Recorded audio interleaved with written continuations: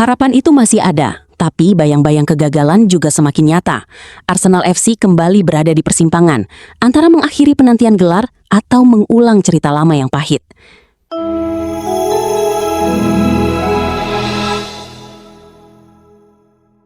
Musim Premier League 2025-2026 memasuki fase krusial, dan tepat di momen ini, Arsenal justru kehilangan posisi yang mereka jaga begitu lama. Puncak klasemen kini berpindah tangan ke Manchester City. Kemenangan tipis 1-0 atas Burnley membuat City menyamai poin Arsenal, 70 dari 33 pertandingan. Namun unggul dalam satu hal penting, produktivitas gol. City sudah mencetak 66 gol, sementara Arsenal baru 63. Selisih kecil, tapi bisa jadi penentu besar. Situasi ini membuat persaingan gelar berubah arah. Bukan lagi sekedar soal menang atau kalah, tapi juga tentang seberapa banyak gol yang bisa diciptakan. Dan di titik inilah, tekanan mulai terasa berbeda. Bagi Arsenal, ini bukan cerita baru. Mereka pernah berada di posisi serupa, bahkan lebih dominan, namun tetap gagal di akhir.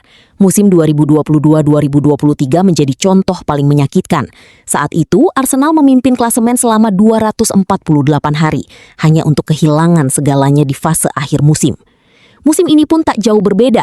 Arsenal sempat memimpin selama lebih dari 200 hari, sebuah dominasi panjang yang kini mulai goyah.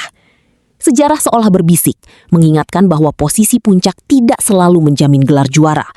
Bahkan dalam catatan Premier League, Arsenal termasuk tim yang paling sering mengalami skenario pahit ini. Dari 6 kasus tim yang lama memimpin klasemen tapi gagal juara, 4 diantaranya dialami oleh Arsenal sendiri. Sebuah statistik yang sulit diabaikan. Namun musim ini belum selesai, masih ada 5 pertandingan tersisa. Dan menariknya, Arsenal punya satu keuntungan kecil. Mereka akan memainkan 2 laga lebih dulu dibandingkan Manchester City. Situasi ini muncul karena City harus menjalani semifinal Piala FA melawan Southampton FC. Artinya Arsenal punya kesempatan untuk kembali merebut puncak dan memberi tekanan lebih dulu. Jika mereka mampu memaksimalkan 2 laga tersebut, melawan Newcastle United dan Fulham FC, jarak poin bisa kembali melebar. Dan dalam perburuan gelar, tekanan psikologi seringkali sama pentingnya dengan kualitas di lapangan. Pandangan ini juga disampaikan oleh mantan pemain Arsenal, Paul Merson. Ia menilai bahwa peluang Arsenal masih terbuka, tetapi harus dimanfaatkan dengan sempurna. Menurutnya, jika Arsenal bisa menjauh di klasemen, maka tekanan akan berpindah ke Manchester City.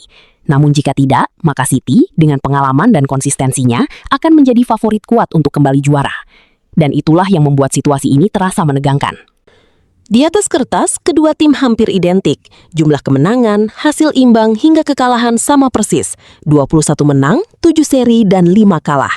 Selisih gol pun sama, plus 37. Perbedaannya hanya 1, jumlah gol yang dicetak. Detail kecil yang bisa menentukan sejarah besar. Jika hingga akhir musim semua tetap seimbang, maka juara Premier League akan ditentukan oleh siapa yang lebih produktif di depan gawang. Artinya, setiap gol kini bernilai lebih dari sekedar angka. Setiap peluang harus dimaksimalkan, setiap kesalahan bisa berakibat fatal. Bagi Arsenal, ini adalah ujian mental. Apakah mereka mampu belajar dari masa lalu, atau justru kembali terjebak dalam cerita yang sama? Sementara bagi Manchester City, ini adalah peluang untuk kembali menunjukkan dominasi mereka, memburu gelar kelima dalam 6 musim terakhir. Pada akhirnya, semua akan ditentukan dalam 5 pertandingan terakhir. 5 laga yang akan menjawab satu pertanyaan besar. Apakah Arsenal akhirnya bisa mengubah cerita, atau kembali mengulangnya?